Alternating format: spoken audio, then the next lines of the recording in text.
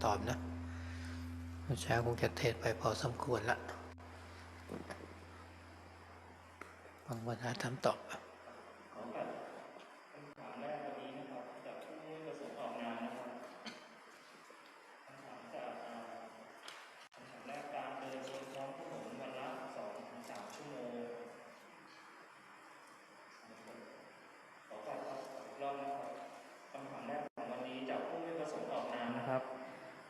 การเดินบนท้องถนนวันละ 2-3 ชั่วโมงถือเป็นการทำสมาธิไหมฉันชอบเดินและรู้สึกว่าจิตของฉันก็ชอบเหมือนกัน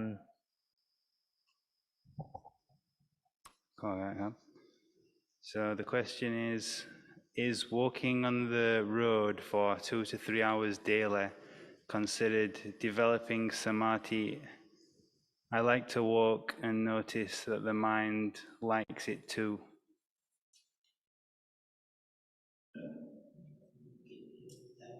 เดินและรู้สึกว่าจิตของฉันก็ชอบเหมือนกันแสดงว่าฉันกับจิตมันเป็นคนเดียวกันไหมนะ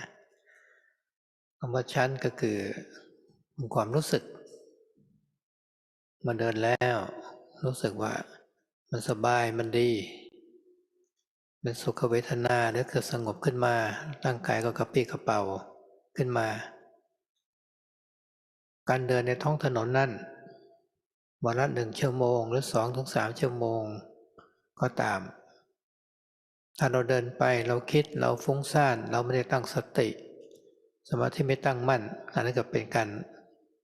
เดินเพื่อออกกำลังกายแต่ขณะเดียวกันถ้าการออกกำลังกาย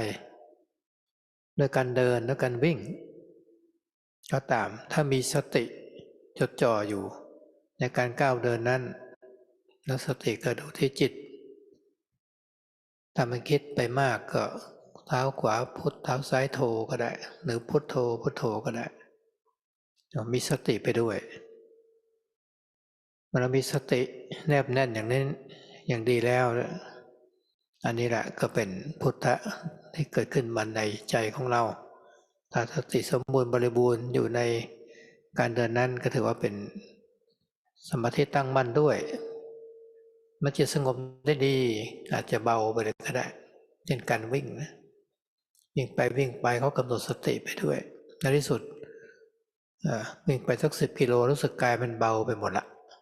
คือสมาธิก็ตั้งมั่นขึ้นมาหรือเมื่อเราดูการเดินแล้วการวิ่งมีสติเคยเห็นจิตกับกายแยกกันจะเห็นว่าสักแต่ว่ากายก็ได้ก็ปัญญาเกิด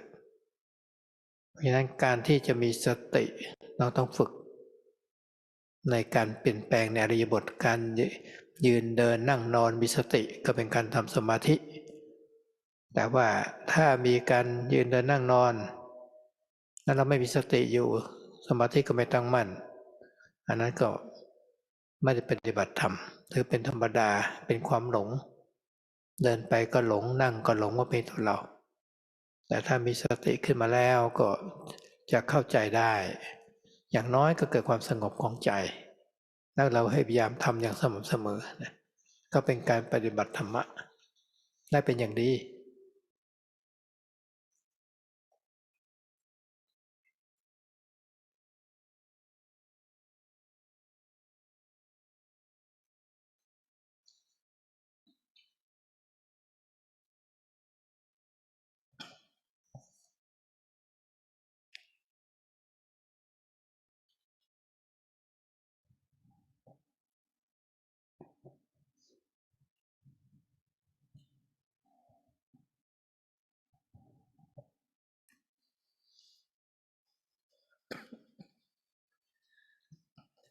So you said that you walk on the road for 2-3 hours daily, and you said that you like to do that, and you notice that the mind likes it as well. So is I and the mind the same?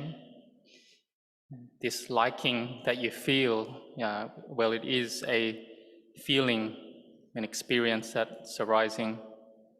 So you're walking and you feel at ease and you feel like it's something good, there's a pleasant feeling there. Maybe the body feels more energized as well. So walking on the road for an hour, 2 hours, 3 hours daily, if you do that and you are thinking a lot, there's a lot of proliferation going on there, there's no mindfulness and no firm samadhi concentration, then that's just walking for exercise, to exercise one's body. But if you're walking or running and you do have mindfulness with your body, your walking or the stepping of the feet, or just with the mind, maybe thinking as well, or using the meditation word as well, Butto, put with the left foot, To with the right foot, or Butto only with the mind. That is then mindfulness, and one's mindfulness can be firm in this way, and then this can be the Buddha nature arising in the mind. So one's mindfulness can be good, one's samadhi firm, then peace can arise in the mind, and it can feel very light, the body can feel very light.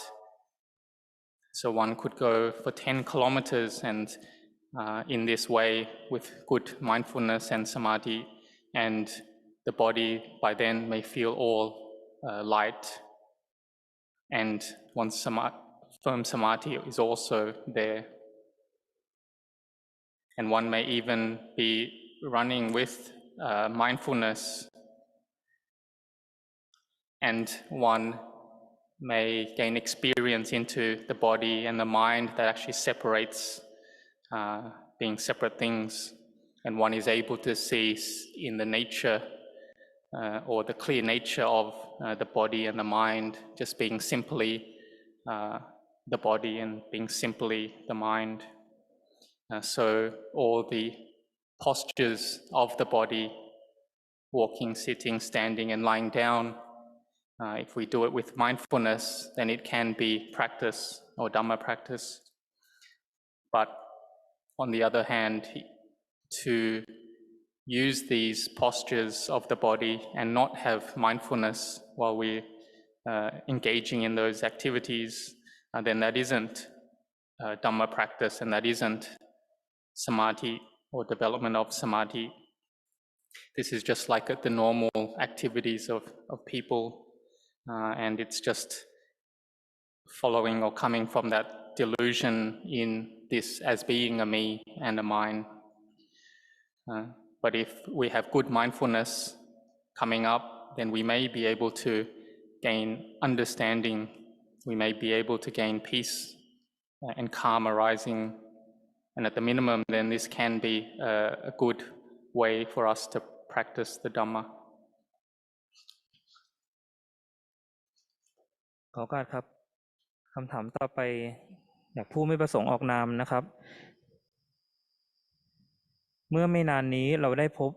ข้าพเจ้าได้พบพระรูปหนึ่งทำให้เกิดคำถามขึ้นมาว่าเราจะแยกแยะครูบาอาจารย์ที่ช่วยในการปฏิบัติของเราได้อย่างไรการให้อภัยก็โอเคแต่เราต้องมีความอดทนด้วยหรือไม่และการเลือกเพื่อนและครูบาอาจารย์อย่างมีปัญญาทำได้อย่างไรขอบคุณครับขอการครับ Lately, I have met a young monk. How do we distinguish a teacher who helps in our practice? Giving forgiveness is okay, but do we also need to be patient? How about wisely selecting our friends and teachers? Thank you. อันนี้ก็เริ่มต้น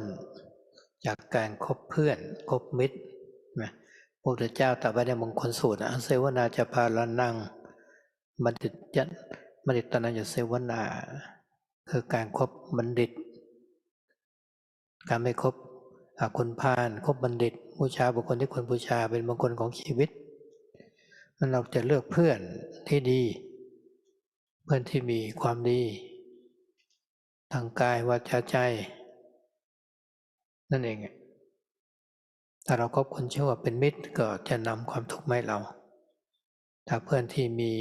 ความดีมีความรู้ทั้งทางโลกด้วยทางธรรมะด้วยอันนี้ก็ยิ่งจะเพิ่มพูนส่งเสริมในการปฏิบัติของเราขึ้นมาอีกแต่ถ้าเราเลือกไม่ดีแล้วก็จะส่งผลดึงเราไปตกต่ำได้ดังนั้นเราก็จะต้องใช้ปัญญาของเราดูว่าเพื่อนที่เราคบนั้นเป็นเพื่อนที่เป็นบัณฑิตไหมเป็นคู่ที่ฉลาดไหมเป็นเพื่อนที่ชักจูงเราไปดื่มสุราเที่ยวดูการเล่นการพนันเป็นนักเลงที่ไม่ดีในทางเสียหายเรียกว่าอบายมุขก็ได้หรือเปล่าจะเป็นเพื่อนที่มีศีลธรรมมีความดีเป็นเพื่อนที่มีความเสียสละไม่เห็นแก่ตัวชอบทำบุญชอบเสียสละมีเมตตาต่อเพื่อนฝูงทั้งหลายและครูบาอาจารย์นั้นก็เป็นอาจารย์ที่จะสามารถสั่งสอนเราได้เป็นอาจารย์ที่มีปัญญาที่จะแก้ไขความสงสัยของเราที่มีอยู่ให้เราหายสงสัยได้ถ้าเป็นทางโลกก็เป็นอาจารย์ที่มีวิชาความรู้แนะนำศิลปะวิทยาการต่างๆให้เราได้มีความรู้ในการเลี้ยงชีวิตถ้าทางธรรมะก็เป็นอาจารย์ที่เข้าใจในทางเดินที่จะทำให้จิตของเราตื่นรู้ได้หรือเป็นอาจารย์ที่ท่านอยู่กับครูบาอาจารย์มาแล้วท่านก็นำคำสอนครูบาอาจารย์มาให้เรามาบอกเราก็ได้หรือท่านก็มีจิตใจที่มีเมตตากรุณาแนะนำเราไปหาอาจารย์ที่มีความรู้มากขึ้นกับท่านก็ได้อันนี้สำคัญนะท่านไม่ได้เอาเรานั้นผูกติดอยู่กับท่านถ้ามีสิ่งที่ดีอีกท่านก็จะแนะนำเราให้มีหรือไปพบกับผู้มีปัญญามากขึ้นอาจารย์อย่างนี้ก็หาได้ยากเราก็ต้องแสวงหาเหมือนกันนะต้องแสวงหามีข้อมูลเหมือนกับชาวต่างประเทศนี่แหละเขาจะมาฝึกฝนอบรมที่ประเทศไทยเขาก็หาครูบาอาจารย์จนไปพบกับหลวงปู่ชาอย่างนี้เป็นต้นเนี่ยก็ต้องใช้ปัญญาซึ่งทุกวันนี้ก็คงจะมีเครื่องมือค้นคว้าได้มากมีข้อมูลได้ดีพอสมควรทีเดียวเพราะฉะนั้นการที่เราจะไปพบกับพระหนุ่มรูปหนึ่งเนี่ยอันนี้ก็ดีละอย่างน้อยพระท่านเข้ามาบวชเสียสละทางโลกมาไม่มีครอบครัวมุ่งหวังปฏิบัติจะเป็นการสร้างบารมีสร้างความดีหรือว่าท่านต้องการมรรคผลนิพพานก็ตามแต่ท่านก็สามารถแนะนำเราได้นำคำสอนครูบาอาจารย์มาบอกเราได้หรือแนะนำเราไปกับครูบาอาจารย์องค์ที่ท่านปฏิบัติดีปฏิบัติชอบก็ได้อันนี้เราก็ต้องใช้ปัญญาพิจารณานะไม่ใช่ว่าเราก็จะมีแต่ครูบาอาจารย์ที่ดีๆไปเลยเราก็มีพระที่เรารู้จักเป็นเพื่อนเราก็ได้ก็เป็นเรื่องของบุญทั้งนั้นแหละแล้วจิตของเราก็พยายามฝึกการให้อภัยถึงแม้ว่าในบางครั้งก็อาจจะอภัยไม่ได้ไม่อยากให้อภัยแต่ก็ฝึกฝนอบรมไปถ้ายังไม่ได้ก็ฝึกอดทนอดกั้นเขาไว้ก่อนให้ตั้งใจปฏิบัติอันนี้ก็เป็นทางที่จะพ้นทุกข์ได้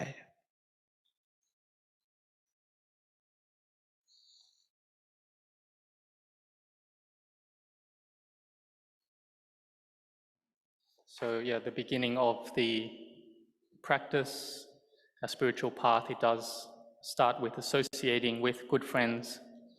The Buddha taught of sewana cha palanang, avoiding those of foolish ways, panditan cha sewana,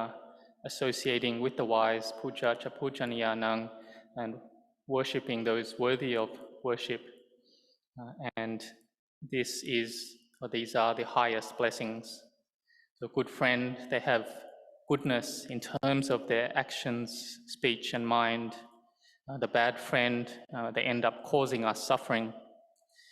So there are the teachers in terms of the world and in terms of the Dhamma,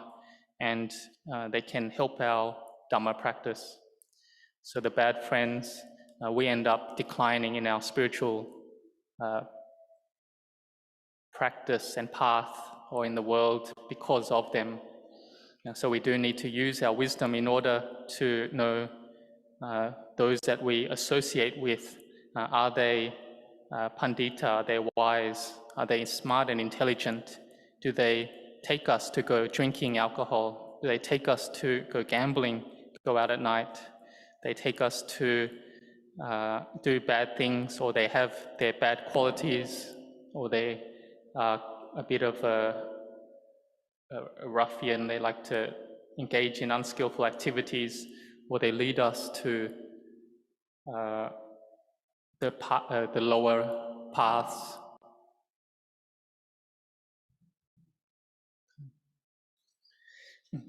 Or do they have good sila? They have goodness, they have a heart that's very generous and kind, they aren't selfish, and they're good to their friends. And so in terms of a teacher, there's someone who can help us, and with the ones with wisdom, then they can help to reduce doubts we have in the practice. In terms of the worldly teacher, they have knowledge, they have skills and experiences that they can help us in order to earn a living and lead our lives. The teachers in terms of the Dhamma, they're someone who understand the path to take our minds to awakening. So in terms of the young monk, they also can be someone who brings the teachings of a great teacher to us. They can have metta, goodwill and compassion for us, and they can help us to find Krubajans, great teachers who are better than them, or maybe more developed than that monk. And this could be so that we don't get too attached in this particular teacher. And when they have good things, then they give that to us, they share that with us. And it also can be hard to find someone like this as well. It's someone that we have to go search for too, and we have to gain information about them. For example, in the past, Westerners from outside of Thailand, they would hear and look for noble disciples and go to Thailand, and they were able to find, search and find and meet Venerable Ajahn Chah. And in today's world, there's a lot of information, a lot of technology, and so a young monk can be very good as well. At the minimum, they have ordained already, they've renounced the world, they've given up family, and they have diligence and effort in practicing Dhamma, and they are sincere, may be sincere on that path to Nibbana, and they can help to advise us and also take the teachings of great teachers and bring that to us and share that with us. Or they can even take us to go pay respects to great teachers as well, ones who have practiced well. So we do need to use our mindfulness and wisdom to know all this. It's not just that we just do nothing and a great teacher will be coming to us, or it's not that we only want to have a great teacher. It's also good to have other, maybe young monks as good friends as well, in terms of wanting to give forgiveness. That is very good. And in the beginning, practicing this, one does need to endure one's feelings because one may not want to give that forgiveness. One has to be patient in order to do this, to practice this. But giving forgiveness is the way of Dhamma practice. And we can also then contemplate that we may die, or we will die, and all these things of ours, we have to let them go. And this feeling of anger or hatred in the mind, it really burns up the mind. And it's said that there's nothing that holds the mind like dosa or anger or hatred. And so it is hard to practice this forgiveness, but when we do it, then it does get easier.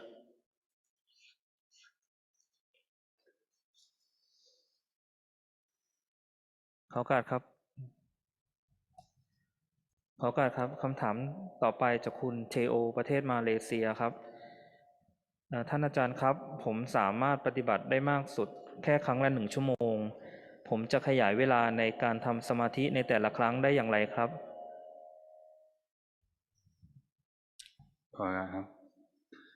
ท่านอาจารย์ I think I have a limit of meditation period, maximum 1 hour per session. How to increase my meditation period per session? นี่ถ้าพูดถึงว่าเรานั่งได้ครั้งละ1 ชั่วโมงอันนี้ก็ดีเหมือนกันไม่ใช่ไม่ดีอยู่ในขั้นดีละเราก็นั่งสักวันละได้หลายครั้งก็ได้แต่ถ้า1 ชั่วโมงแล้วมันเต็มที่เต็มกำลังเราก็ไปเดินจงกรมบ้างก็ได้เปลี่ยนอิริยาบถบ้างนะที่ถ้าเราต้องการที่อยากจะนั่งเพิ่มไปช่วงนี้จิตอาจจะยังไม่มีสมาธิเราต้องอดทนก่อนอดทนอาจจะต้องนำมนต์การสวดมนต์มาเพิ่มในขณะที่นั่งแต่เราไปดูลมหายใจอย่างเดียวช่วงนี้จิตไม่สงบละมันจะฟุ้งซ่านคิดนั่นคิดนี่ละปรุงแต่งสารพัดอย่างเราก็ต้องมาสวดมนต์บ้างหรือนั่งนานๆมันเจ็บปวดก็ไปดูเวทนาบ้างพยายามฝืนไปก่อน1 ชั่วโมง5 นาที1 ชั่วโมง10 นาที1 ชั่วโมง15 นาทีเราทำไปสัก7 วันก็เพิ่มขึ้นไป20 นาทีหรือเพิ่มไป1 ชั่วโมงครึ่งแต่ถ้าเรามีเวลามากก็ลองฝึกนั่งไปถึง2 ชั่วโมงก็ได้ค่อยๆขยับไปค่อยๆอดทนไปในที่สุดเราจะทำได้แล้วก็หาวิธีการมานั่งอยู่แล้วถ้าเราไม่เคลื่อนไหวไปไหนเราจะทำอย่างไรถ้ายามจำเป็นที่เราจะต้องนั่งถ้าเราเปลี่ยนอิริยาบถมาอาจจะว่าเราจะต้องเสียชีวิตเราจะต้องนั่งได้ต้องอดทนได้เราพยายามฝืนพยายามฝึกหัดอย่างนี้ทำไม่หยุดวันหนึ่งเราก็จะต้องข้ามเวทนาข้ามความรู้สึกของเราจะนั่งผ่าน1 ชั่วโมงไป2 ชั่วโมง3 ชั่วโมงหรือไปถึง6 ชั่วโมงก็ได้ในแต่ละวันอาจจะครั้งละ2 ชั่วโมง3 ครั้ง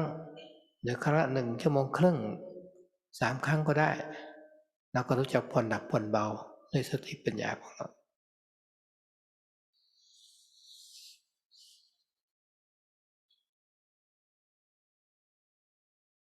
รู้หนักรู้เบาหมดเลยรู้หนักรู้เบาแล้วเราผ่อนว่าที่เราทำได้ก็เพิ่มที่เราได้ก็ก่อน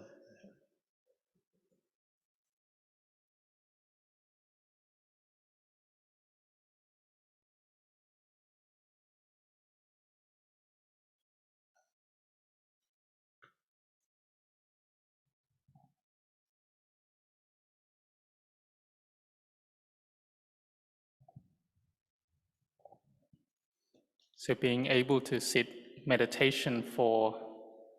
1 hour per session, that is good. It's not that it's not good. And you can try to have a few sessions in a day. If you can do only 1 hour in the day, you find that's your limit, then you can try walking meditation as well in addition. So try to develop your mindfulness through a change of posture. If you want to increase your time or meditation period, then you may find that the mind just doesn't have that much samadhi and concentration, so you may have to endure first. And you can also try to do some chanting while you're doing that meditation session. If you watch the breath only, you may find that there's a lot of agitation, thinking, and sort of turbulence in the mind. then you should do some chanting, or you can practice with the painful feelings, because after sitting long, then this pain may arise, and you can watch then the vedana, the painful feelings. And so you may try to slowly increase, maybe from 1 hour to 1 hour and 10 minutes, 1 hour, 15 minutes, like that, or in the space of 7 days, and then you increase a bit more, maybe add another 20 minutes to 1 hour and a half, like that. And then maybe later on you're able to do 2 hours in a session. So you slowly increase like that. And you can also think and contemplate that what if your body wasn't physically able to move? How would you then practice? If it was the last stages of life and you were very sick, then you may not be able to change posture, and you'd have to endure that. You'd have to be able to do that and sit for long periods like that, and you'd have to train and practice in this way then. And if you're able to get past the vedana, the painful feelings, then you may be able then to sit longer, 1 hour to 2 hours, 3 hours, and later on even to 6 hours. And so you may try in one session then to sit 2 hours, or maybe just 3 sessions a day of 1 hour and a half, like that. It's up to you to know the extent that you can push your mind and body. Sometimes things may be going well and you can do a bit more, but if other times things aren't going well, then you should reduce and know to adjust.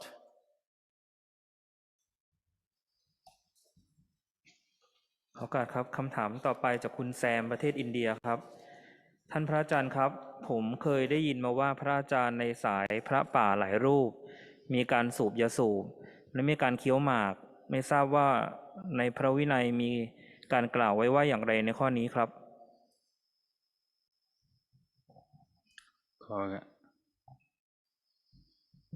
ขอการครับ Venerable Ajahn, I have heard that many forest tradition Ajahns used to smoke tobacco and chew betel nut. What does the Vinaya say on this? อันนี้เห็นได้ว่าประเพณีนะที่ประเทศอินเดียนี่ถ้าพระฉันหมากหรือว่าเคี้ยวหมากก็ยอมรับได้แต่ถ้าพระสูบบุหรี่หรือเป็นยาเสพติดเขายอมรับไม่ได้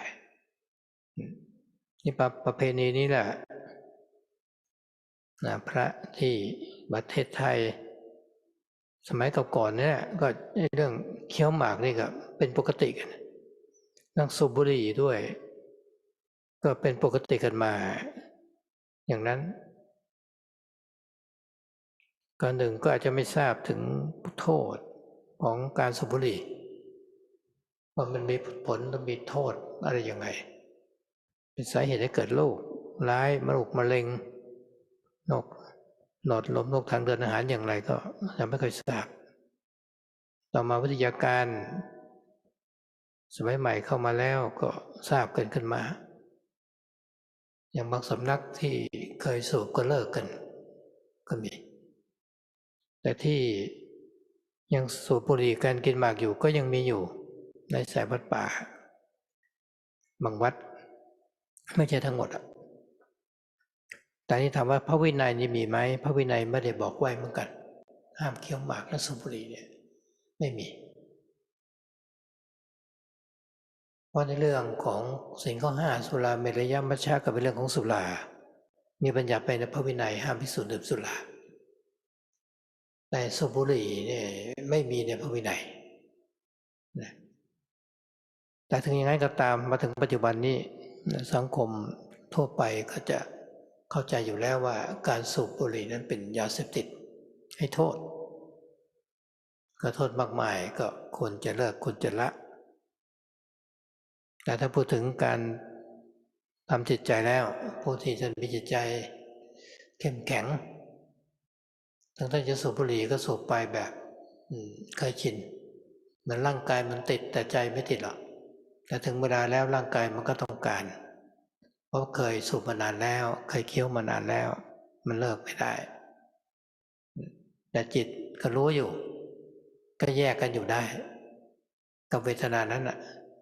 แล้วถ้าไม่ยึดถือในกายแล้วท่านก็ปล่อยไปตามสภาพแต่ผู้ที่ยังไม่มีจิตที่เข้มแข็งนั่นก็ควรที่จะต้องพิจารณาหาทางลดละไปอันนี้ก็คงจะตอบเป็นกลางๆสักหน่อยแต่ก็ไม่ได้ผิดทีเดียวแต่เลิกได้ก็จะเป็นสิ่งที่ดี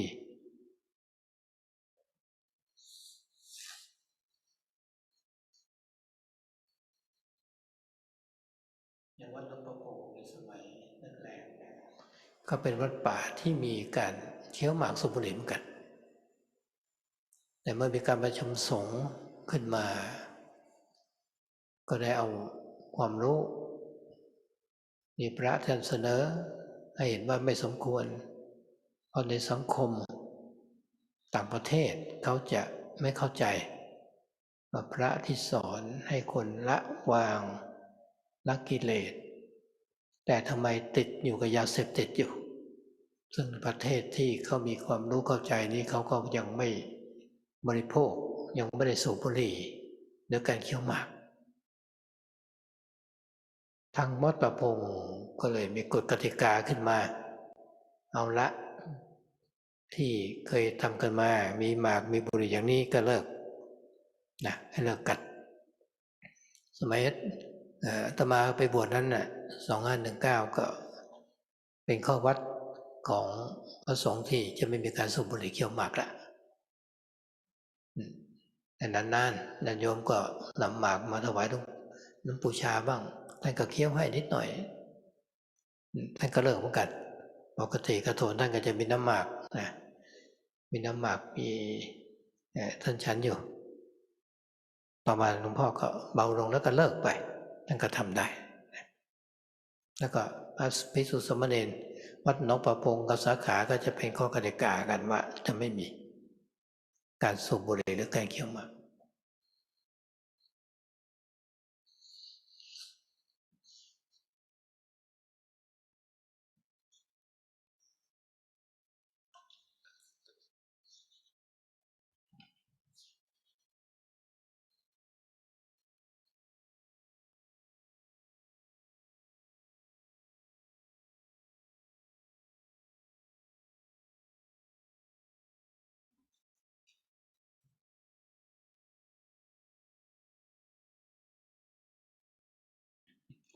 So we have to understand that the Indian culture, that if a monk was chewing betel nut, then they could accept that. But if a monk was smoking tobacco or taking drugs, then that would be unacceptable. In the Thai tradition, in the past, to chew betel nut was normal, to smoke tobacco was normal. We could say that a cause of this is that back then they didn't know that these things were bad for oneself, that had a lot of harm to the body, that may cause cancer and have problems to one's organs. But later on, with an increase of knowledge in the sciences, then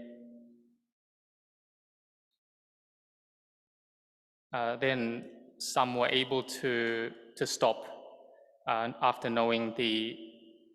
ill effects of these things. But today there still is some monasteries and forest monasteries that the monks there still do smoke or chew betel nut.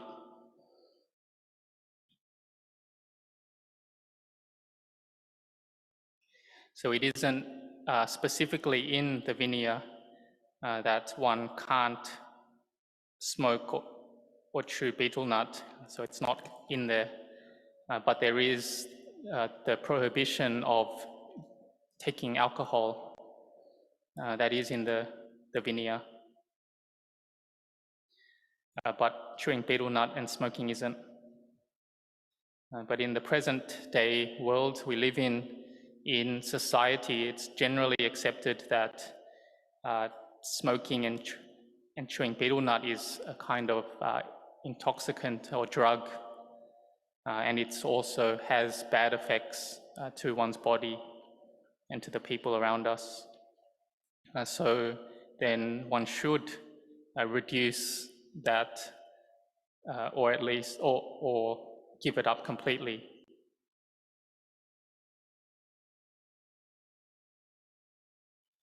But there is also some whose mind may be already very developed, and this smoking is more a habit for them. Their body is very attached to that, the smoking or the betel nut, but their mind isn't attached to it.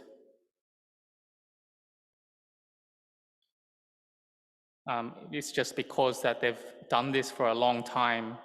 that the body attaches to it and needs to have it. But their mind can know and can separate out from those feelings. They're able to let go of the body if it goes one way according to sicknesses, according to nature. They're able to let go of it. So we can't say that it's only bad, but if one can stop, then that would be good. In Wat Nong Papong, they used to chew betel nut and smoke, but after coming together in a Sangha meeting, they had a bit more knowledge about this topic, and a monk brought it up and said that it isn't appropriate to do this because in the West or Western countries, they wouldn't understand this if monks were doing this, because monks are teaching about letting go, about giving up their defilements, mental defilements, but why do they still hold on and attach to smoking and betel nut? So the monks in the West, they wouldn't smoke or chew betel nut. So they did end up stopping this in Wat Nong Papong. So in 2519 is what? In,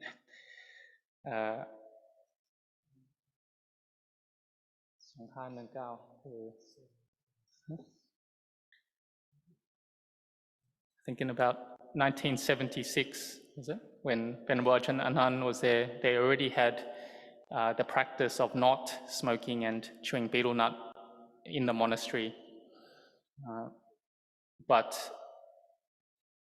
in the early days, after they had the rule, but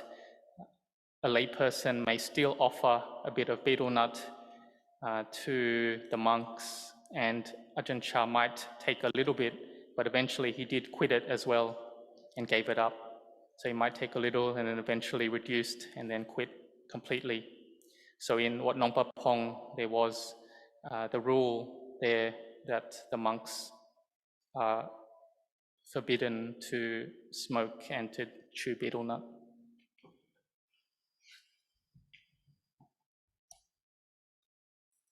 ขอการครับคำถามต่อไปจากผู้ไม่ประสงค์ออกนามนะครับ มี2คำถามกราบท่านพระอาจารย์ครับ ในชีวิตนี้ที่เราต้องดิ้นรนอยู่ในแต่ละวันการที่เราทำความดีให้เกิดกุศลธรรมโดยที่ไม่ได้มีความคาดหวังใดๆจะส่งผลดีให้ในปัจจุบันและอนาคตหรือไม่ขอท่านพระอาจารย์ช่วยอธิบายคำถามที่2พวกเราที่ไม่ได้ทานอาหารมังสวิรัติจริงๆแล้วถือว่าเป็นการละเมิดศีลข้อปาณาติบาตหรือไม่ครับขอการครับ Wantami Pante Venerable Sir, in this human life we are doing good deeds without any expectations in our daily struggling life. Does it give good results in the present and future? Please clarify, Pante. We are eating, question number 2. We are eating non-vegetarian food, meat. Is it not breaking the sila precept of panatipata, Bhante?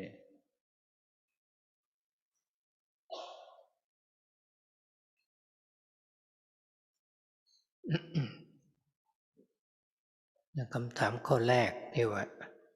ชีวิตของเราทุกวันต้องดิ้นรนแต่ละวันเนี่ยนะก็เป็นธรรมชาติของร่างกายของสังขารที่มันเป็นทุกข์เราจะอยู่นิ่งๆเฉยๆก็ไม่ได้ร่างกายต้องการอาหารต้องการน้ำเราเศรษฐกิจดีๆเราก็ซื้อน้ำได้เศรษฐกิจไม่ดีก็ต้องเอาน้ำก๊อกมากรองดื่มก็ได้เพราะร่างกายขาดแคลนไม่ได้อาหารนี่ก็เหมือนกันร่างกายก็ต้องการอยู่เสมอวันหนึ่งหลายๆครั้งด้วยเราพิจารณาว่ากายนี้มันเป็นก้อนทุกข์อย่างนี้แหละถ้าเราไม่ดูแลไม่รักษามันก็มีปัญหากับร่างกายของเราเป็นการที่เราต้องเรียนทำงานก็ว่าต้องได้ปัจจัยเงินทองมาไปแลกเอาอาหารมาเอาเครื่องหนึ่งห่มยารักษาโรคที่อยู่อาศัยที่เราจะพอประทังได้เป็นบ้านหลังเล็กหลังใหญ่ก็พอคุ้มฝนคุ้มแดดคุ้มลมได้อาหารก็พอประทังชีวิตของเราไปได้ในยามที่ปกติถึงยามไม่ปกติโรคขาดแคลนอาหารก็ลำบากขึ้นมาอีกแต่เราก็ยังอยู่ในความดีทำความดีให้เกิดความดีหรือว่ากุศลกรรมขึ้นมาแม้เราจะไม่ได้หวังอะไรก็ตามมันก็เป็นความดีเกิดขึ้นที่ใจปัจจุบันเราทำเหตุที่ดีผลก็จะได้ดีขึ้นมามันเราหว่านพืชผักเมล็ดผักหรือผลไม้ลงไปในพื้นดินนั่นแหละเมื่อเราให้ปุ๋ยดูแมลงดูแลรดน้ำพรวนดินเราไม่ต้องหวังอะไรเขาต้นไม้กับพืชพันธุ์ธัญญาหารก็เติบโตขึ้นมาได้คือเราต้องทำเหตุที่ดีอันนี้ก็ถูกต้องแล้วอนาคตเราก็ยอมได้รับผลที่ดีมาด้วยคำถามข้อที่2ว่าเราไม่ได้ทานอาหารมังสวิรัติอันนี้ก็ไม่ถือว่าเป็นการผิดศีลในข้อปาณาติบาตคำว่าปาณาติปาตาเวรมณีก็คือการงดเว้นฆ่าจงใจฆ่าสัตว์ที่มีปานหรือมีลมหายใจนั่นเองเราจะไม่ฆ่าเขาอย่างนั้นไม่สนับสนุนไม่ส่งเสริมไม่ดีใจเมื่อคนอื่นเขาฆ่านะแต่เราก็ยังต้องทานอาหารอยู่เราก็เลือกเนื้อสัตว์ที่เขาทำไว้แล้วแต่ไม่ได้ไปบอกเขาให้ทำฆ่ามาให้เราถ้าเรารู้เราก็อยากไปรับประทานอย่างนี้เป็นต้นเพราะฉะนั้นข้อนี้ก็ถือว่าไม่ผิดศีลเหมือนในสมัยพุทธกาลก็มีแหละภรรยาของนายพรานมีศีลเคร่งครัดเป็นพระโสดาบันไม่ฆ่าสัตว์แต่ว่าสามีมีอาชีพล่าสัตว์มาเป็นอาหารมาค้าขายด้วยเป็นนายพรานท่านก็มีศีลเคร่งครัดด้วยไม่มีเจตนาแต่เป็นหน้าที่ก็ต้องทำเพราะเป็นอาชีพของสามีต้องมาเลี้ยงภรรยาและเลี้ยงลูกแต่ว่าในใจแม้แต่น้อยนึงไม่ต้องการให้ฆ่าสัตว์นั่นอยู่ที่เจตนาแล้วเป็นตัวศีล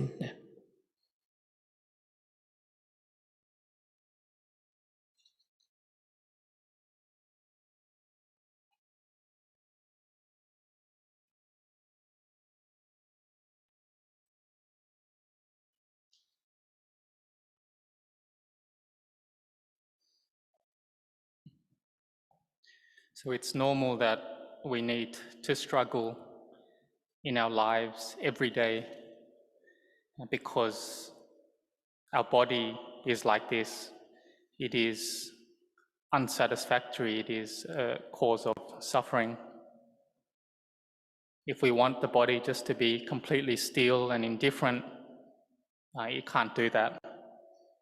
It needs water, it needs food, and so when the economy is good, we're able to get these easily.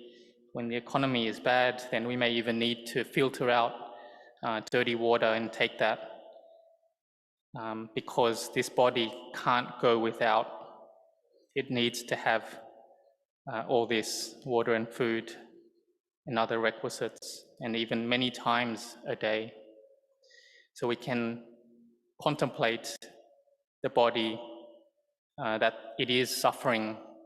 unsatisfactory like this. And if we don't look after it, then it just ends up causing us a lot of problems and problems to this body.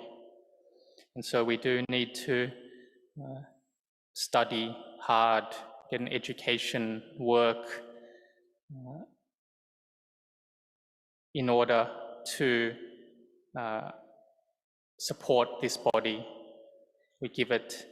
we have medicines if it gets sick, we have clothing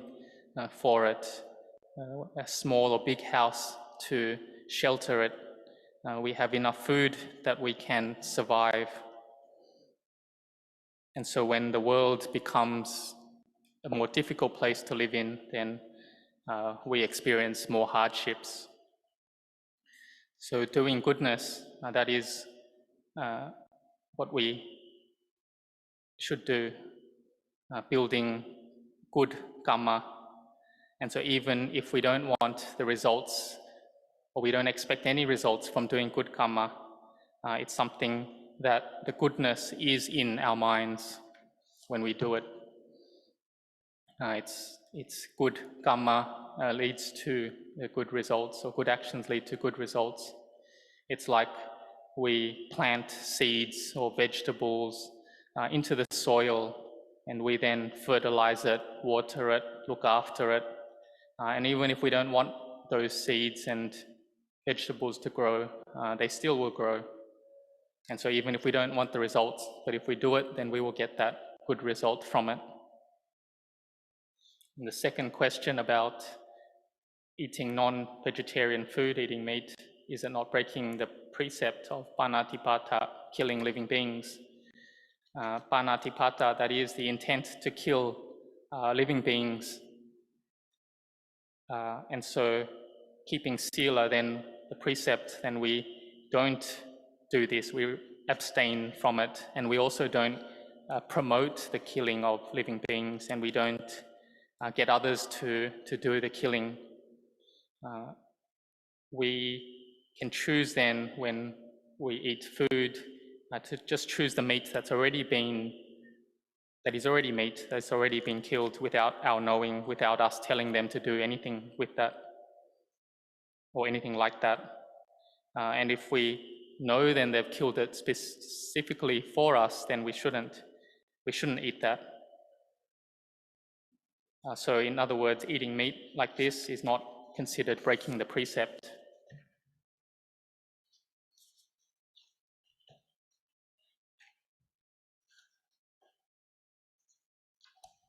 ขอโอกาสครับคำถามต่อไปจากผู้ไม่ประสงค์ออกนามครับสวัสดีพระอาจารย์ครับกราบขอบพระคุณพระอาจารย์ที่นำทาง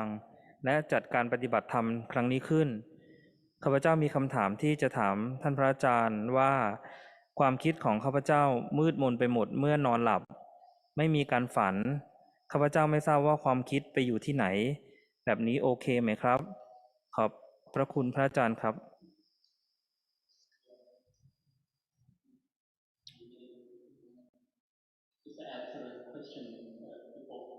So in the Buddhist time, there was also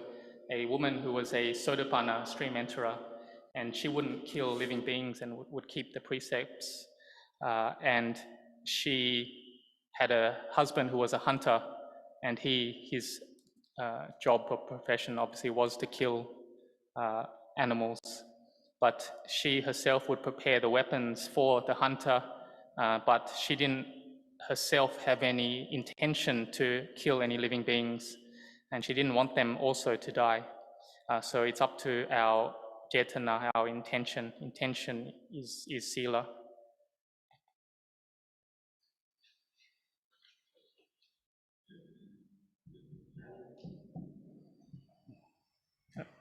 ค So in English, question was, Hi Ajahn, thanks for your guidance and hosting this retreat. I have a question to ask Ajahn. My mind blacks out when I sleep. I don't have any dreams, but I don't know where my mind is. Is this okay? Thanks, Ajahn. อันนี้ก็พูดถึงการหลับหลับก็ไหลไปกับฟุ้งซ่านปรุงแต่งหลับบ้างไม่หลับบ้างหลับตื่นบ้างก็มีแต่ถ้ามีสติดีๆแล้วนี่เราบริกรรมภาวนาไปด้วยก่อนที่นอนก็ดูลมหายใจเข้าออกอาจจะมีคำบริกรรมแล้วเราก็หลับไปในขณะที่มีสติแล้วจิตก็นิ่งด้วยในขณะที่นอนหลับนั้นนะแล้วตื่นขึ้นมาเรายังมีสติอยู่กับลมหายใจอยู่นี่แสดงว่ามันต่อเนื่องกันแต่ถ้ากำลังสติเราไม่พอเราดูลมหายใจก่อนนอนแต่ตอนหลับมันก็เงียบไปฟุ้งซ่านไปตื่นมาก็ไม่ได้มีสติอยู่ที่ลมละก็ถือว่าอันนี้สติไม่ได้ต่อเนื่องแต่ไม่ต้องกังวลอะไรเพราะการนอนหลับนั้นจิตก็ลงไปสู่ภวังคจิตตกภวังค์ไม่รับรู้อารมณ์ทางตาหูจมูกลิ้นกายหรือใจบางครั้งเราเห็นว่าเขาจะมีเรื่องปรุงแต่งเรื่องฝันแต่เราก็จำไม่ได้ตรงนี้ถามว่าบางครั้งก็จะเป็นบาปไหมในความฝันอาจจะไปฆ่าสัตว์ตัดชีวิตในความฝันก็ได้ก็ไม่เป็นบาปมันไม่มีเจตนาเพราะฉะนั้นเราก็เอาปัจจุบันก่อนทำให้มีสติอยู่ในปัจจุบันมากๆจะส่งผลไปเองเช่นเราปฏิบัติในหลับพิจารณากายมากๆนะแม้แต่เราหลับเข้าไปเราฝันแล้วก็ยังพิจารณาเห็นกายมันเป็นของไม่เที่ยงก็ได้ไม่งามก็ได้เกิดขึ้นได้หรือเมื่อจิตเราต่อเนื่องมันตื่นก็ได้ที่ว่าตื่นอยู่ในความหลับถึงจะหลับอยู่ร่างกายหลับแต่จิตมันตื่น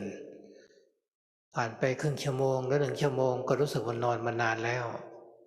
มาดูนาฬิกาก็เพิ่งแค่ครึ่งชั่วโมงเองแต่รู้สึกมันตื่นแล้วก็จากจิตที่สงบมีความรู้อยู่ด้วยมันก็เป็นไปได้ถ้านักปฏิบัติถึงจุดนี้ก็จะเคยมีประสบการณ์แต่ถ้าเรายังไม่ถึงก็ไม่เป็นไรตอนนี้ก็เรากำลังปฏิบัติอยู่ก็ให้มีสติมากๆในตอนที่เราตื่นมาแล้ว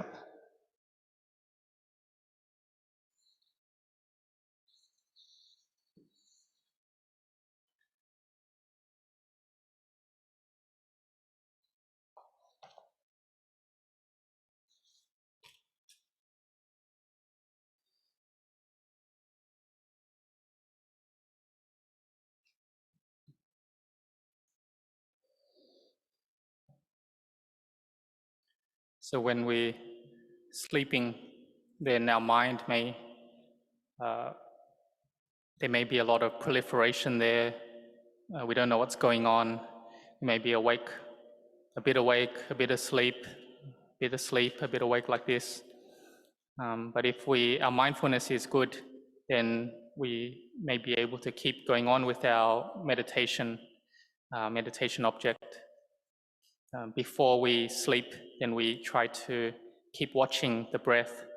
And then when we fall asleep, then we have mindfulness there. And then when we wake up, our mindfulness is already straight away with our breath. And so this,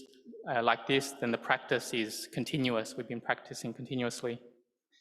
But others, or usually the mindfulness, they might not have much mindfulness and fall asleep. And then when they wake up, then their mindfulness is not with the breath. So this is not having mindfulness. But don't worry too much about it, because when you're sleeping, it's a state called bhavanga, and so the mind isn't receiving the sense impressions from the 6 sense bases, i.e. nose, tongue, body, and the mind. But there may be some dreams or nightmares, but we know that sometimes or many times we don't even remember those. And so one may ask then, is it considered bad karma or a bad deed if we kill someone in a dream or nightmare? That isn't a bad karma or papo, because we don't have the intention there to kill. So we should try to develop a lot of mindfulness through the day, and then this will give results. And we may see that we've been contemplating the body a lot, and then when we sleep, the mind is still contemplating the body into its impermanence, into it being unattractive, not beautiful. And so then the mind can actually be awake even though the body is sleeping. The body is asleep, but the mind is awake. And so one may experience that they sleep for just 30 minutes and they wake up, and it's just been 30 minutes, but they feel so wide awake. This is because the mind has peace and has knowing there. And this is something that Dhamma practitioners may get to this point and experience for themselves. But if we haven't experienced it, then never mind.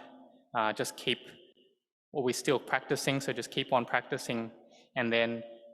after we wake up, just try to establish our mindfulness as quick as we can.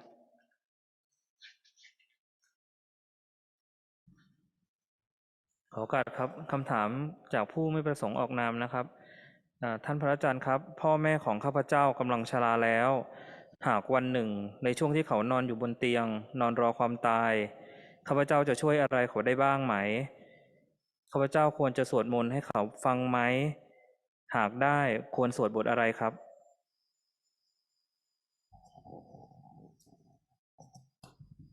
ขอครับ Ajahn, what can I do for my aging parents on their deathbed one day? Should I chant for them? If so, which chant?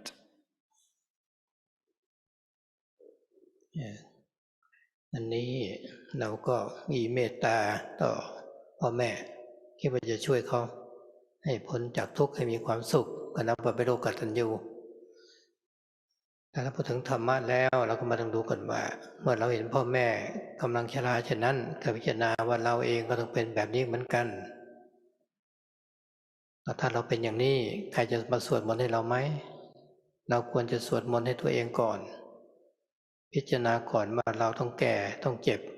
ในสุดก็ต้องตายเราควรจะต้องไม่ประมาทต้องทำความดีต้องมีทานมีศีลมีภาวนาไว้ให้มาก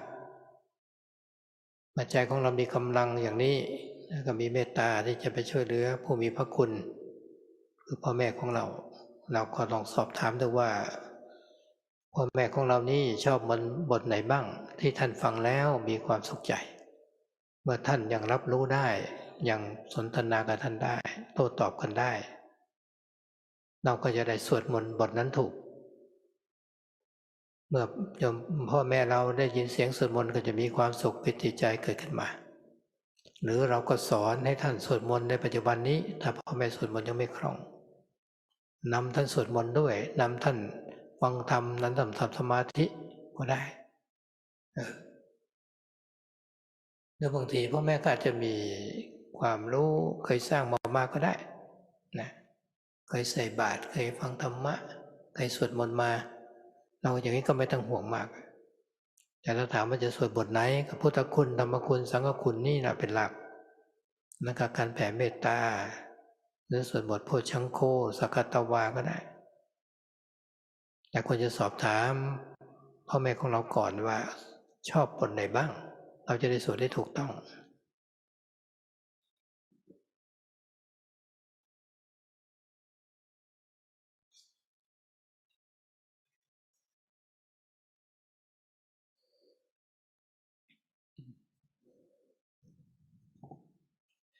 So the person asking the question, they have metta, goodwill to their mother and father. They wish that their parents can be free of suffering and to have happiness. So this is considered to be a child that is has gratitude. So if one sees one's mother and father aging on their deathbed, then one should contemplate that we too will be like this. And then when we are like that, who's going to be chanting for us? So we need to chant first for ourselves now. And we can contemplate then as well that we have to grow old, get sick, and die. And so we should not be heedless. We should strive to build goodness and avoid all the unskillful, practice our dana, sila, and bhavana, cultivating the mind as much as we can. So to help our parents, then we have that goodwill towards them, and we are someone with gratitude, or they're a person that we have received a lot from. So we ask, how can we help them if they are in that state of aging and on their deathbed? But what we can do now is that we ask them, while they're still healthy, what chant do they like? And we can ask them what chant gives them joy, gives them peace and happiness, which verse. And then we can also maybe teach them to do that, to chant. And also, if they're not skilled at those chants, and we can do it with them. And we can also do chanting and also start them on the practice of meditation as well. But our parents may actually have a lot of knowing and spiritual goodness already, and they may have done a lot of chanting, listened to Dhamma, practiced, and given alms regularly. So then, in this case, we don't really need to worry about them too much. But if you're asking what's the basic or fundamental chants that we should prepare and do for them, then that is the chants of the virtues of the Buddha, Dhamma, and Sangha, the sharing of metta, and the Bojangko chant. And we can also now ask them what chant they do like, so that later on we will know that we chant the right verse.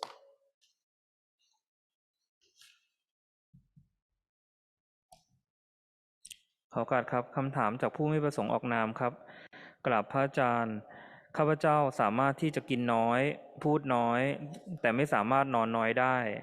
ร่างกายข้าพเจ้าต้องการนอนเยอะๆโปรดชี้แจงแนะนำทำอย่างไรถึงจะฝึกหัดนอนน้อยได้เพราะสถานที่ข้าพเจ้าอยู่แทบจะไม่มีต้นไม้และรอบๆข้างก็เต็มไปด้วยความก้าวร้าวกราบท่านพระอาจารย์สัจธรรมใดๆที่พระอาจารย์ได้เข้าถึงแล้วในตอนนี้หรือต่อไปในภายภาคหน้าก็ตามขอพระอาจารย์โปรดเมตตาให้พรข้าพเจ้าเพื่อให้ข้าพเจ้าได้สามารถเข้าถึงสัจธรรมนั้นได้ด้วยความเพียรของข้าพเจ้าด้วยเถิดขอบพระคุณพระอาจารย์ครับ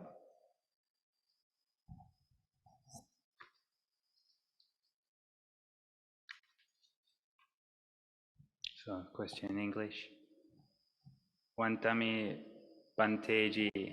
I can eat less and talk less, but I cannot sleep little because my body needs a lot of sleep. Kindly give me suggestions regarding how to practice by getting less sleep, because the place where I stay has very rare, very few trees, and the surrounding area is filled with violence. And the second part to the question, whatever inner truth that you have observed till now or in the future, kindly bless me so that I can experience the same in the coming days by putting in the effort. Thank you.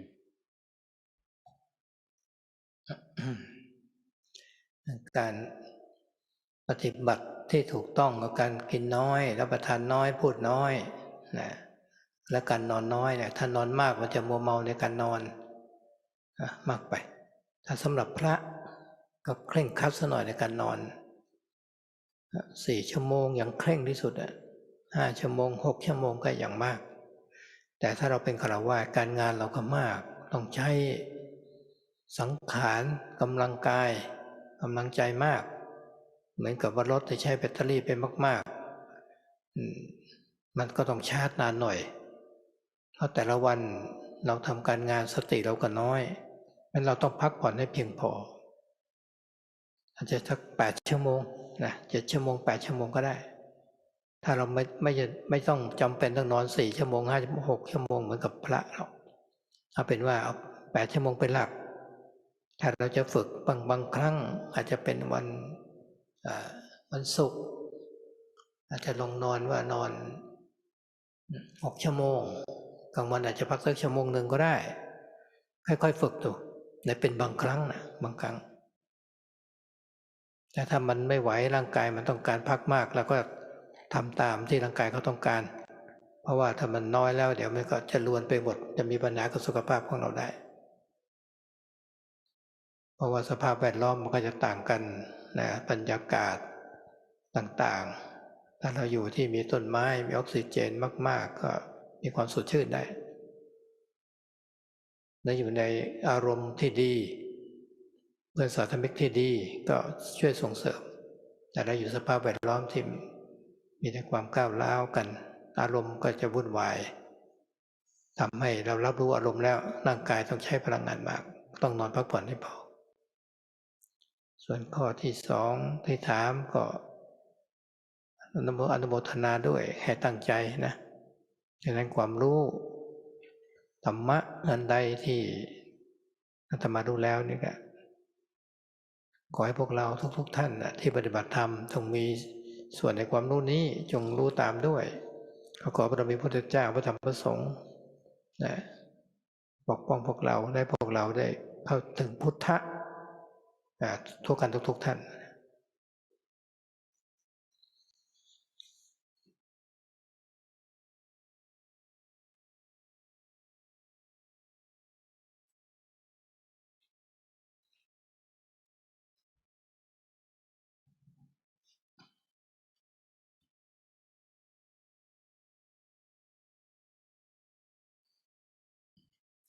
So the good practice is to sleep little, talk little, eat little. Because if one sleeps a lot, then one's mind may be more foggy and kind of intoxicated. So the practice for monks, for monastics, is someone who practices strictly will be able to sleep just 4 hours, but for monks in general, they'll sleep 5 to 6 hours at most. For the lay people, though, you have a lot of work and responsibilities, and so you do need to use your body a lot. It's like a car that needs to use a lot of battery, and so you do need to charge it a bit longer. And especially while you're doing all your work, your mindfulness that you can establish may be little. So you do need to rest more, maybe 7 to 8 hours a day, but not 6 hours or less like the monks. But sometimes you can try to practice a bit more, maybe on like a Friday, sleep less, maybe 6 hours, or if you can't do that, you could even take a bit of a rest, an hour in the day even, and you can just practice this sometimes, something like this. But if you aren't able to do that, then that's fine, just let the body rest, because if you don't, then it could be a problem to your long-term health. And also, people's environment are also different. If one lives close to a lot of trees, then there's a lot of oxygen and everything's a bit fresher. But also in terms of moods and emotions that we receive and experience, if we have a lot of the positive type and also good friends, then this can help and support us a lot. But on the other side, if we have around us, we receive a lot of violence and there's a lot of bad emotions and moods and experiences there, the mind does get a lot more chaotic. and so then we do need to have enough rest. And the second part, anumotana, in all of for all of you, and whatever, knowing Luang Por said that he hopes that he wishes that you all who are practicing here gain a part of that and also know the same and following this. And may the Buddha Dhamma Sangha protect and support all of us, and may you all attain to this inner awakening.